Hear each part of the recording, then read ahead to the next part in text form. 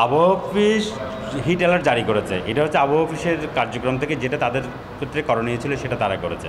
এখন আবহাওয়ার গঠিত জরুরি অবস্থা ঘোষণার চেয়ে যেটা বেশি জরুরি সেটা হচ্ছে তাপপ্রবাহকে দুর্যোগ ঘোষণা করা। আমরা যদি বলি আমরা বন্যা একটা দুর্যোগ হিসেবে ঘোষিত, আমরা ঘূর্ণিঝড়ের কথা বলি ঘূর্ণিঝড় একটি দুর্যোগ। সে একইভাবে একসময় বজ্রপাতে প্রচুর মানুষ মারা যায়, এখনও মারা যায়। বজ্রপাতের আমরা যদি এই পূর্বাভাসের কথা বলি, পূর্বাভাসের এখানে একটা বিষয় আছে, বজ্রপাতের সবচেয়ে পূর্বাভাস সবচেয়ে সঠিক হয় কাছাকাছি সময়ে যেটাকে পূর্বাভাস দেওয়া হয়, সেটাকে আমরা আমাদের আবহাওয়ার ভাষায় বলি নাওকাস্টিং, স্বল্পমেয়াদী পূর্বাভাস। সেটা সবচেয়ে ভালো হয়। সেটা যেহেতু ভালো হয় সেটা কিন্তু জনগণের কাছে পৌঁছাতে হবে, নির্দিষ্ট চ্যানেল থাকতে হবে, যে চ্যানেলে গেলে মানুষ বিশ্বাস করবে যে না এখান থেকে যেই ঘটনাটা বলা হচ্ছে সেটা সঠিক। তো সেই সঠিকতা মেনেই কাজটা করতে হবে। এখন মানুষ যেন আশ্বস্ত হয়, মানুষ যেন বিশ্বাস করে। তো এখন যদি বলেন যে জরুরি অবস্থা জারি রাখা হচ্ছে, তাহলে তাপপ্রবাহ কিন্তু এখনও দুর্যোগ ঘোষিত হয় নাই। যেহেতু তাপপ্রবাহ দুর্যোগ ঘোষিত হয় নাই, তাহলে এখানে আবহাওয়া জরুরি অবস্থা আবহাওয়া জরুরি অবস্থা জারির চেয়ে গুরুত্বপূর্ণ হচ্ছে দুর্যোগ অবস্থা জারি করা, দুর্যোগ অবস্থা ঘোষণা করা।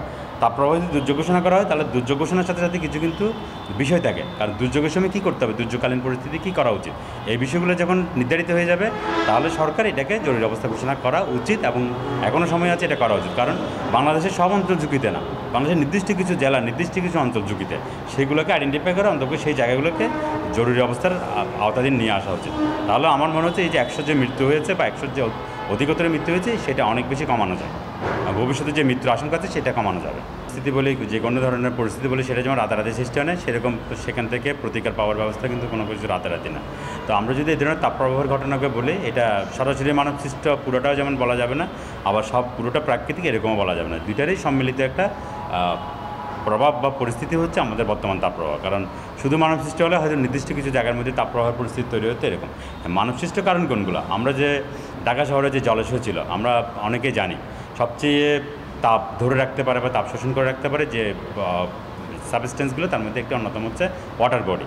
আমরা যদি বলি জল বা জলাশয় এরকম, তো আমাদের ঢাকা শহরে বলি বা পুরো বাংলাদেশে বলি, আমাদের নদীগুলোকে আমরা বেদখল হয়ে গেছে, দূষণের কবলে পড়ে গেছে, বিভিন্নভাবে ক্ষতিগ্রস্ত হয়েছে। সেটা একটা প্রেক্ষাপট। আরেকটা প্রেক্ষাপট যদি বলি, আগে অনেক জলাশয় ছিল, পুকুর ছিল। যেমন আমরা যদি বলি পরিবেশ অধিদপ্তরের সাথেই একটা পুকুর ছিল, তো ইউজিসি বিশ্ববিদ্যালয় মঞ্জুরি কমিশন সেখানে একটা পুকুর ছিল। এরকমভাবে যদি বলি বাংলাদেশের রাজধানী শহরে 2000-এর বেশি পুকুর ছিল। এখন যদি পরিসংখ্যান নেন, আপনি যে কয়টা পুকুর ভালো আছে সেটার হাতে গোনা, সেটা আগে ছিল 4 ডিজিট পুকুরের সংখ্যা, সেটা কমতে কমতে 2 ডিজিটে চলে আসছে এবং সেটা মাত্র 29টা। 1971টা পুকুর আমরা ঢাকা রাজধানী শহর থেকে নাই করে দিয়েছি। তাহলে সেটা তো ব্যক্তি মানুষের লোভের বলে। এখানে সরকারের কী করণীয় আছে?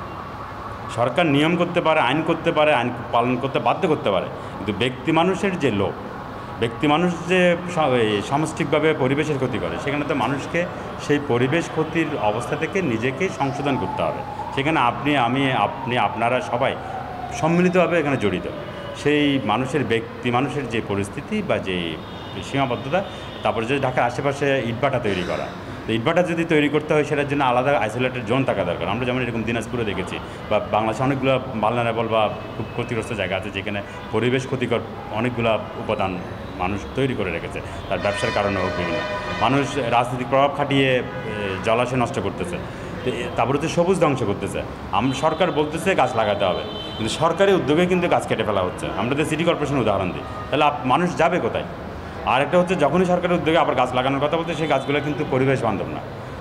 যেখানে যে পরিবেশে যে গাছ তৈরি হয় সেটার একটা নির্দিষ্ট কারণ থাকে, তার মানে সেই পরিবেশের সাথে সেটা ওতপ্রোতভাবে জড়িত, ওই পরিবেশের সুশীতলতা ওই গাছই আনতে পারে, ওই গাছগুলো বৃক্ষরাজি আনতে পারে। তাহলে আমাকে পরিবেশের সাথে খাপ খাই, পরিবেশের সাথে উপযুক্ত এই ধরনের বৃক্ষকে কী করতে হবে? অনুপ্রাণিত করতে হবে। গাছ কাটা যাবে না এটা যেমন বলি, অধিকতর গাছ লাগাতে হবে। এবং সেটা আরেকটা বিষয় হচ্ছে, গাছ লাগানোরও কিছু নিয়ম আছে।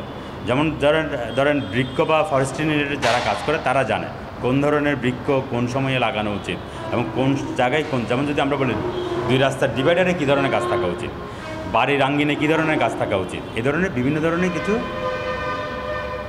ব্যবস্থাপনা থাকা উচিত। এই ব্যবস্থাপনার জন্য সঠিক বিশেষজ্ঞদের পরামর্শ নেওয়া উচিত।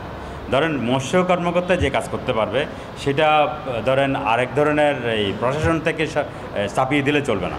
তো আমাদের বাংলাদেশে যেটা হয়, অনেক কিছু আছে যেগুলো প্রশাসন থেকে চাপিয়ে দেওয়া হয়।